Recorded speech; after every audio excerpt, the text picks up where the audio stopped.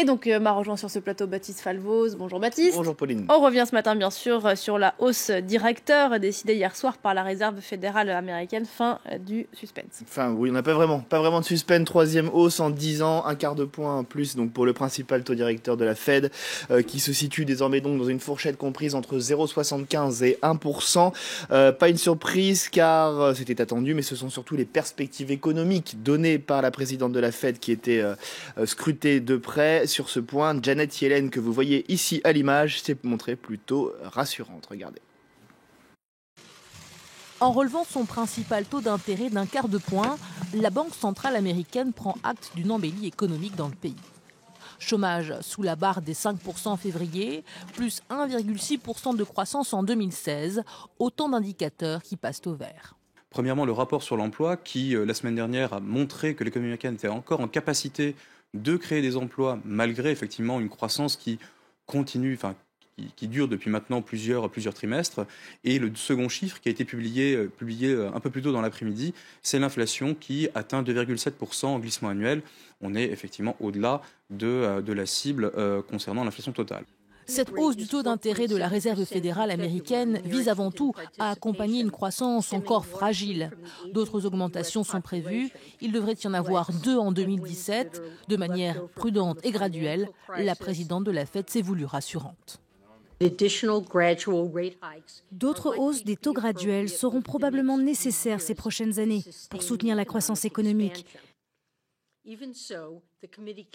Mais malgré cela, nous continuons de penser que sur le long terme, le niveau des taux restera bien inférieur à ce qu'il était dans les décennies précédentes. La Fed se dit surtout ne pas calquer ses décisions sur la politique à venir de Donald Trump. Les projets de réforme fiscale et de relance budgétaire du président américain restent pour l'instant trop incertains, selon Janet Yellen.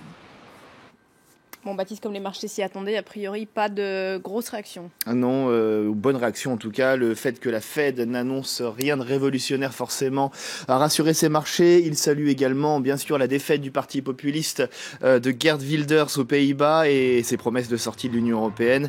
Premier effet, l'euro gagne plus d'1% en séance, vous le voyez, pour s'installer au-dessus des 1,07 $. En Asie, du côté des bourses, tout le monde ou presque se réjouit. Tokyo est en hausse de 0,13%, Hong Kong 1,31%, Shanghai 0,66%. J'en profite pour vous dire que la Banque centrale chinoise a relevé elle aussi son taux directeur à court terme. Enfin, plutôt à Wall Street, le Dow Jones a clôturé en hausse de 0,5%. Toutes ces bonnes nouvelles, c'est incroyable. On reste aux États-Unis où Donald Trump a donné de nouveaux détails sur ses propositions de budget pour l'année fiscale à venir. Oui, on savait qu'il voulait augmenter le budget de la défense de 10%. Il l'a reconfirmé. Ce budget sera présenté, je vous le précise, aujourd'hui aux États-Unis. En revanche, les grands perdants sont l'Agence de protection de l'environnement qui va voir son enveloppe diminuer de 30%. Réduction également pour le département du travail, le département d'État et l'Agence pour le développement international qui perdent également 30% de leur enveloppe.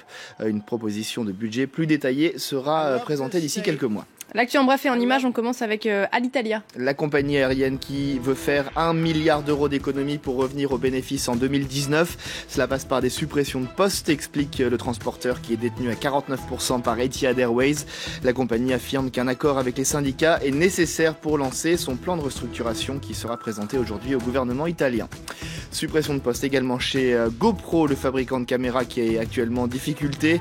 L'entreprise va se séparer de 270 employés pour réduire ses coûts d'exploitation. C'est la 3e vague de suppression d'emplois chez GoPro en un peu plus d'1 an. Enfin, SpaceX doit lancer dans quelques minutes un satellite de communication pour la société américaine EchoStar. Le lancement se fera depuis le centre spatial Kennedy en Floride. Le satellite sera mis sur orbite à plus de 35 000 km au-dessus de la Terre. Il fournira des services de télécommunication au Brésil. Rappelons aussi que SpaceX avait signé mardi un nouveau contrat avec l'armée de l'air américaine pour le lancement d'un satellite de type GPS-3 en 2019. Merci beaucoup Baptiste.